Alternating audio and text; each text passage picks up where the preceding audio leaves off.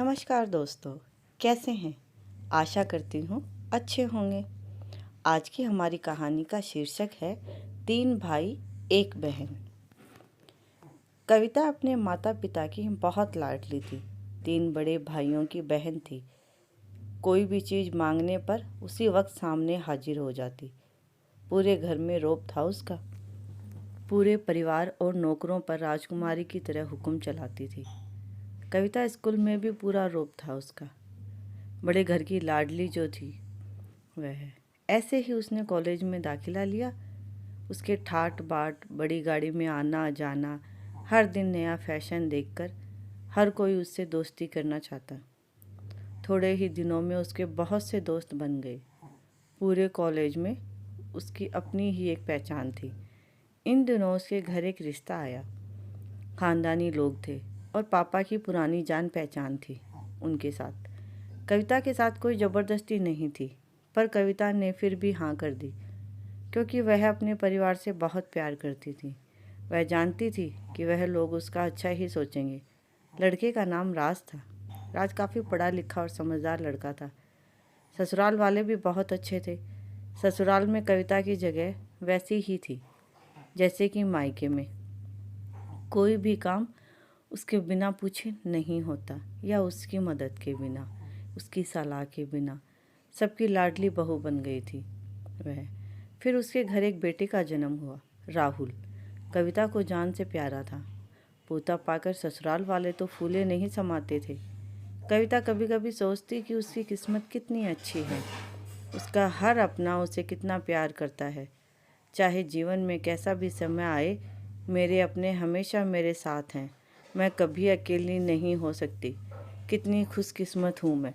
पर शायद कविता की खुशियों को उसकी अपनी ही नज़र लग गई। एक दिन वह मायके जाने की जिद कर बैठी। राज को बहुत काम था, लेकिन वह फिर भी उसे ले गया। रास्ते में उनकी गाड़ी अन्य गाड़ी से टकरा गई। कविता, राज और राहुल बहुत बुरी तरह से जख्मी हो गए। काफ़ी दिनों के इलाज के बाद राज और राहुल तो ठीक हो गए, लेकिन कविता पूरी तरह ठीक ना हो सकी। सर पर चोट लगने के कारण वह अपनी आँखों की रोशनी खो बैठी। अब कविता की किस्मत जैसे उल्टे पांव चलने लगी। मायके वाले कुछ दिनों तक उससे मिलने आते रहते। फिर यह सिलसिला फ़ोन पर चालू हो गया। धीरे धीरे सिलसिला भी कम हो गया। ससुराल वालों की सहानुभूति भी कम होने लगी।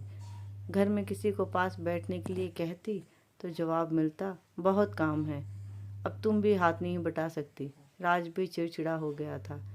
बस राहुल ही था उसके साथ, जिसके साथ हंसते खेलते उसका वक्त गुजरता।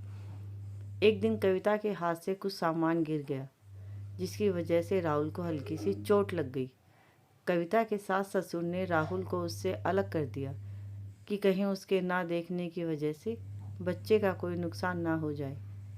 कविता अंदर से टूट चुकी थी। एक दिन उसने सबके सामने मायके जाने की इच्छा रखी, तो राज उसे तुरंत मायके छोड़ आया, जैसे कि वह भी यही चाहता था। लेकिन राहुल को उसके साथ नहीं भेजा गया। कविता कभी राहुल से दूर नहीं रही थी, पर अपनी कमी के कारण उसने ज़्यादा बहस नहीं की।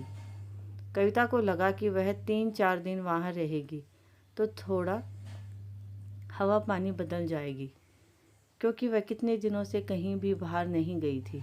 घर वाले भी इतने दिनों बाद उसे देखकर कितने खुश होंगे। कविता के घर पहुंचने पर सब लोग बहुत खुश हुए। खाने में सब कुछ कविता के पसंद का ही बना था। उसने अपने मम्मी पापा और भाई भाभीयों से दिल खोल कर बातें की। उनके छोटे छोटे बच्चे भी बुआ के साथ घुल मिल गए थे। रात को सोने के वक्त जब वह कपड़े बदलने लगी तो उसे पता चला कि उसका बैग तो बहुत भरा हुआ था। वह सब समझ गई।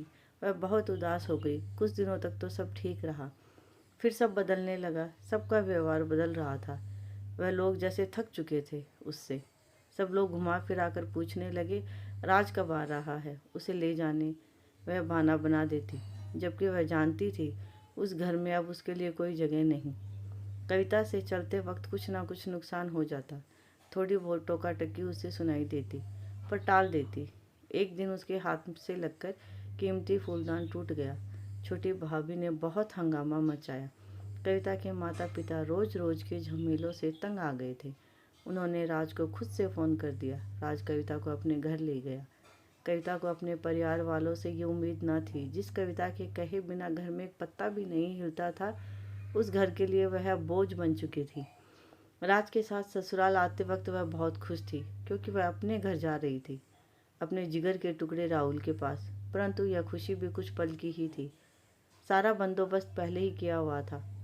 कविता को सीधे ऊपर वाले कमरे में पहुंचा दिया गया। राहुल से दूर रहने की सख्त चेतावनी दी गई। एक कामवाली लता का उसका जिम्मेदारी सौंपी गई, जो उसके खाने पहनने जैसी ज़रूरतों का ध्यान रखती। कविता ज़्यादातर चुप ही रहती। कभी कभी कामवाली लता से थोड़ा बतिया लेती। उसके जरिए राहुल का पता चल जाता। सबकी लाडली बेटी और बहू सबके लिए लाडले से बोझ बन चुकी थी।